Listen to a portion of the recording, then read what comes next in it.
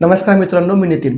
मित्रांनो, 2 दिवसापूर्वी म्हणजे 29 जुलैला ना रशियाच्या जवळ एक कामचटका द्वीपकल्प आहे. तिथे 8.8चा भूकंप आला. तर जरा बघूया नेमका हा स्पॉट कुठे. चला मित्रांनो, हा आपला एशिया खंडाचा भाग आहे. हा रशिया आहे आणि रशियाच्या थोडंसं आपण पूर्वेला गेलं तर आपल्याला मिळतो कामचटका द्वीपकल्प पेनिन्सुला.